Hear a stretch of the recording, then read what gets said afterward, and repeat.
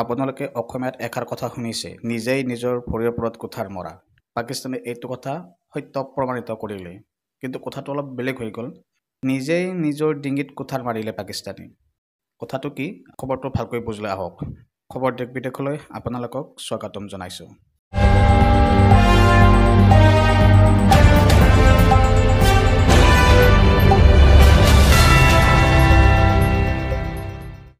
পাকিস্তান প্ৰায় ৭০ বছৰ ধৰি আমাৰ দেশৰ ৰাস্তাৰ কাইদ হৈ আছিলে। মানে না নিজে উন্নতি কৰিব বিচাৰে, না ভাৰতকো উন্নতি হ'বলৈ দিয়ে, না নিজে আগবাঢ়ে, না আমাৰ দেশকো আগবাঢ়িব দিয়ে। প্ৰথমে আমাৰ দেশ পিছ পৰি আছিলে ব্ৰিটিছৰ অধীনত থকাৰ বাবে।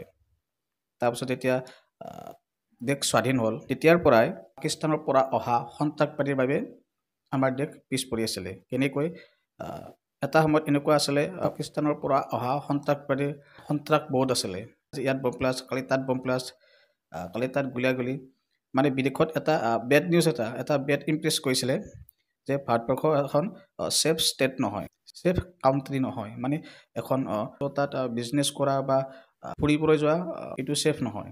তাৰোপৰি আগৰ চৰকাৰকেইখনে পাকিস্তানৰ ওপৰত কিবা এটা একশ্যন ল'ব বিচাৰিলে, কিবা এটা মানে ডাঙৰ একশ্যন কৰিব বিচাৰিলে বাৰে বাৰে বাছি গৈছিলে। কাৰণ পাকিস্তানৰ তেতিয়া পাকিস্তানৰ বেকত আছিলে আমেৰিকা যিকোনো উপায় পাকিস্তানক বচাই লৈ গৈছিলে।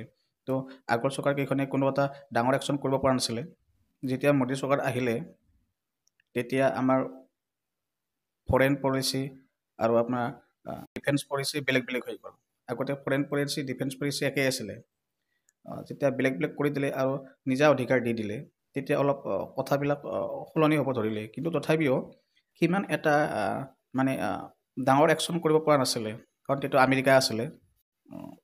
তেতিয়া আগত যিমান আছিলে সিমান এটা হেল্প কৰা নাছিলে, কিন্তু হ'লেও ভাৰতে কিবা এটা কৰিব বিচাৰিলে বা পাকিস্তানে গম পালে লগে লগে দৌৰি যায় হোৱাইট হাউচলৈকে, তাত সহায় বিচাৰে। আমেৰিকাও না নকৰে, তেতিয়া সহায় কৰে। ভাৰতক বুজাই এনেকুৱা একশ্যন কৰিব নালাগে এতিয়া। কিন্তু এতিয়া আৰু এনেকুৱা নহ'ব, কাৰণ আপোনালোকে হয়তো জানে, এতিয়া পাকিস্তান সম্পূৰ্ণ চীনৰ হাতত, চীনৰ পুতলা। আমেৰিকাৰ আফগান পলিচিত পাকিস্তানে বেয়াকৈ বেইমানি কৰিলে, আমেৰিকাৰ পিঠিত চুৰি সানিলে। তালিবান আৰু আমেৰিকাৰ যুদ্ধত আমেৰিকাক সহায় কৰিবলৈ টকা লৈছিলে, কিন্তু সেই টকা লৈ আমেৰিকাক সহায় নকৰিলে, উল্টাকৈ তালিবানক সহায় কৰি তালিবানক শক্তিটো দুগুণ কৰি দিলে। এতিয়া ফলশ্ৰুতিত পাইছে এতিয়া আফগানিস্তানত তালিবান চৰকাৰ, আমেৰিকা তাৰ পৰা গুচি আহিবলৈ বাধ্য হ'ল। এনেকুৱা বহুত ঘটনাই আমেৰিকা আৰু পাকিস্তানৰ যিটো লাভ ষ্টৰী আছিলে, যিটো প্ৰেম কাহিনী আছিলে, সিহঁতৰ এতিয়া লাহে লাহে ব্ৰেকআপ হ'ব ধৰিলে। সম্পূৰ্ণ ব্ৰেকআপেই হৈ যাব। এটা কথা আমি ক'বলৈ পাহৰিয়ে গৈছিলোঁ, 9/11 যিটো আমেৰিকাৰ ইতিহাসত ডাঙৰ সন্ত্ৰাসবাদী ঘটনা বিশ্বৰে হ'ব। সেই 9/11 মাষ্টাৰ মাইণ্ড লাডেন পাকিস্তানতে পোৱা গৈছিলে। পাকিস্তানতে লুকাই আছিলে, ISI সহায় কৰি আছিলে, লুকাই থৈছিলে। এনে বহুতো কথাই আমেৰিকা আৰু পাকিস্তানৰ মাজত থকা সম্পৰ্ক তিতা কেহালৈ পৰিণত কৰিছিলে। এতিয়া পাকিস্তানে যিটো কাম কৰিলে, এতিয়া সম্পূৰ্ণ ৰিলেশ্যনশ্বিপটো ব্ৰেকআপ হ'ব। মই আগতে এটা খবৰ দিছিলোঁ যে ডিচেম্বৰ 9-10, আজি 10 তাৰিখ। তো এতিয়া আপোনাৰ 9 আৰু 10 তাৰিখে আমেৰিকাত এখন ছামিট হ'ব। আজি 10 তাৰিখ চলি আছে, কাইলৈৰ পৰা আৰম্ভ ষ্টাৰ্ট হৈ গৈছিলে। তো সেই ছামিটখন হৈছে ৰুচি ছামিট। তাত বিভিন্ন দেশক আমন্ত্ৰণ কৰিছে, তাৰ লগত ভাৰতো আছে। তাত দুখন দেশ নাই, মুঠ যিখন দেশ শক্তিশালী দেশ বুলি কোৱা হয়, চীন আৰু ৰাছিয়া। কিন্তু তাত পাকিস্তানক আমন্ত্ৰণ কৰিছে, আৰু এখন দেশক আমন্ত্ৰণ কৰিছে যিয়ে চীনৰ মানে একমাত্ৰ মানে চীনৰ ডাঙৰ শত্ৰু। চীনে সেইখন দেশ নিজৰ বুলি ভাবে, সেইখন বেলেগ দেশ বুলি নাভাবিয়ে, এইটো চীনৰ অংশ বুলি ভাবে, সেইখন হ'ল টাইৱান। কিন্তু পাকিস্তানে এটা হয়তো ইতিহাসত ডাঙৰ ভুল কৰি দিলে। পাকিস্তানে এই ছামিটত অংশগ্ৰহণ কৰাৰ বাবে ইগন'ৰ কৰি দিলে, মানে কি এই ছামিটখন বহিষ্কাৰ কৰিলে। তাক ডাইৰেক্ট কৈ দিলে আমি তাত অংশগ্ৰহণ নকৰোঁ। এতিয়া কথা হ'ল আমেৰিকাই এটা চান্স পালে। আমেৰিকাৰ এইটো চাল আছিলে, কি চাল আছিলে, যদি পাকিস্তানে ছামিটত অংশগ্ৰহণ কৰে তেতিয়া চীনে খং কৰিব, আৰু যদি নকৰে আমেৰিকাই এটা ৰাস্তা পাৰে পাকিস্তানক ধ্বংস কৰাৰ কাৰণে। আপোনালোকে সকলোৱে জানে, যিয়ে আমেৰিকাৰ লগত পাংগা লৈছে, যিয়ে আমেৰিকাৰ লগত শত্ৰুতা কৰিছে, সেইখন দেশ কেতিয়াও বাচি থকা নাই। ইতিহাস আপোনাৰ সাক্ষী আছে। জাৰ্মানীৰ পৰা, ছোভিয়েট ইউনিয়নৰ পৰা, ছোভিয়েট ইউনিয়নটো আগতে বহুত শক্তিশালী আছিলে, জাৰ্মানী বহুত শক্তিশালী আছিলে, জাপানৰ পৰা এতিয়া ছোভিয়েট ইউনিয়ন ভাঙি ৰুছ হৈ গ'ল। ৰুছ হৈ এতিয়া কিমান শক্তিশালী নহয়, সৈনিকভাৱে শক্তিশালী হ'লেও আৰ্থিকভাৱে একদম দুৰ্বল। যিহেতু জাপানৰ এটা সময়ত শত্ৰুতা কৰিছিলে, হিৰোশ্বিমা নাগাচাকিত আপোনালোকে গমেই পায়, পৰমাণু বম পেলাই দিছিল। কিন্তু শেষত আমেৰিকাৰ লগত বন্ধুত্ব কৰাৰ বাবে এতিয়া জাপান সকলো চেঞ্জ হৈ গ'ল, আগৰ জাপান নাই। ইৰাক, আফগানিস্তান, এইবিলাক একদম চিৰিয়া, এইবিলাক সকলো দেশ ধ্বংস হৈ গৈছে। পাকিস্তানে হয়তো সেই কথাবোৰ পাহৰি গৈছিলে, সেই ডাইৰেক্ট আমেৰিকাৰ লগত শত্ৰুতা আৰম্ভ কৰি দিলে।